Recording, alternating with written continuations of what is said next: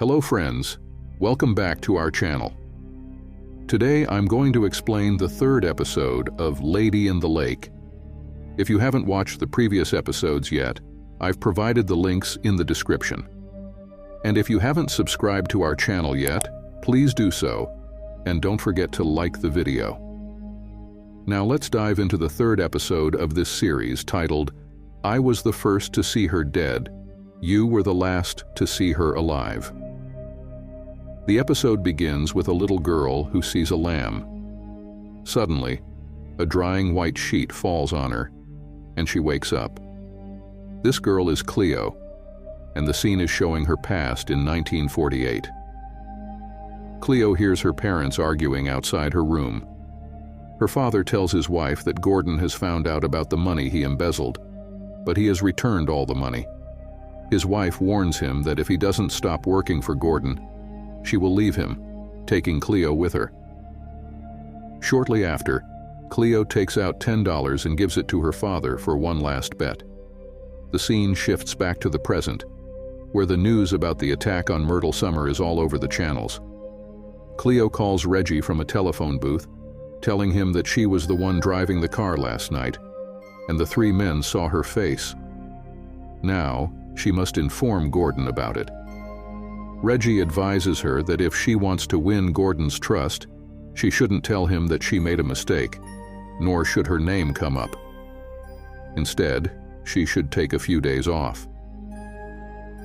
The scene then shifts to Maddie, who visits Bob at the Star newspaper office. She tells Bob that she heard in the news that Stefan's mother mentioned another man related to the murder, and she believes she can get a story by talking to his mother. However, Bob declines, saying they already have people assigned to this. Maddie returns home and writes a letter to Stefan, stating that he was the last to see Tessie alive, and she was the first to see her dead. She believes they share a connection and expresses her desire to meet him. She also sends her photo with the letter. The scene then focuses on Officer Platt and his partner, who are questioning a carriage driver about the man who attacked Summer. The driver gives them the name of a doctor who treated the man's gunshot wound. Meanwhile, Reggie visits Gordon's office and admits that he made a mistake by handing the job over to those men. He assures Gordon that if they mention his name, he won't let Gordon's name come up, stating he'd commit suicide before talking. However, Reggie doesn't mention that he had sent Cleo with the money. Cleo's son is later shown to be suffering from sickle cell disease, with his eyes turning yellow. She calls her mother to see this, and her mother suggests that the solution isn't with the doctor anymore, but with a priest. The priest arrives, prays for Cleo's son, and asks her to donate 1/10 of her income to the church. Cleo is then seen sitting outside drinking, with a dream book in her hand. The scene shifts back to her past, where she gives her father $10 and tells him about a dream she had involving a white lamb. Her father looks up the number 221 in the book and bets the $10 on it. The story returns to the present, where Cleo goes to a club, drinks and dances to Dora's song. Suddenly, she takes Gordon's glass, which Reggie tries to snatch from her, causing it to break. Cleo tells Gordon that Reggie will fix everything. Her husband then arrives and takes her home, where she initially fights with him, but eventually breaks down crying, fearing for her son's life.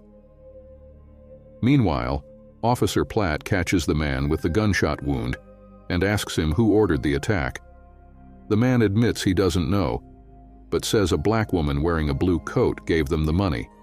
Platt recalls that it could be Cleo. The scene then shifts to Maddie, who has brought Seth to her apartment after picking him up from school. They end up arguing, and in anger, Maddie tells Seth that Milton is not his father. Seth reveals that he already knows, because he read Maddie's diary, which she keeps in her closet. He confesses that he was afraid his father would leave them if he found out, but Maddie left them first. Shocked, Maddie drops Seth off at Milton's house. On the other hand, Platt meets Cleo and tells her that he knows she sent the money under Gordon's orders. He offers her police protection if she cooperates. Cleo, however, says that the police are in cahoots with Gordon. Platt then tells her that he can only buy her some time. The scene shifts to Maddie, who checks her mailbox and finds a letter from Stefan. She immediately takes it to Bob, who mocks her. Maddie threatens to give the letter to another news outlet, prompting Bob to strike a deal with her. Maddie then visits Judith's father's shop, where John is flirting with Judith. After Maddie arrives, John leaves, and Maddie gives Judith a rent check that Bob had given her as an advance. Judith is so happy that she hugs Maddie. The scene shifts to Cleo, sitting with her eldest son, asking him if he has met anyone who has won a big lottery. He replies, "Yes, you did." Cleo explains that she had a dream and gave her father $10 to place a lottery bet, and she won.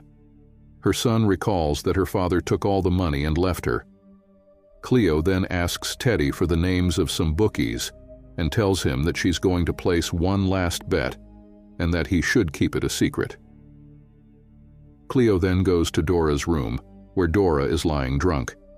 Cleo calls Reggie over and tells him to look at what the alcohol has done to her, implying that Reggie doesn't want her to leave because she's profitable.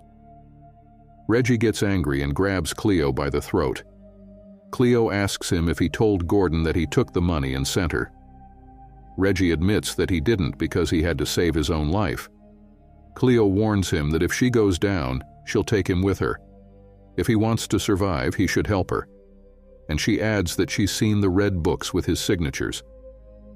Gordon is going to rig the scoreboard, and when the whole town bets on Santa's birthday, the board will stop at 315. She demands the number, saying she'll place a $50 bet at 6-to-1 odds, earning her $30,000. She'll give Reggie 10% and then disappear. At that moment, Dora starts to wake up. Cleo tells Dora that if she dies, Reggie will be the one who killed her. The scene then shifts to the morgue, where Bob and Maddie are discussing Tessie's autopsy with a doctor.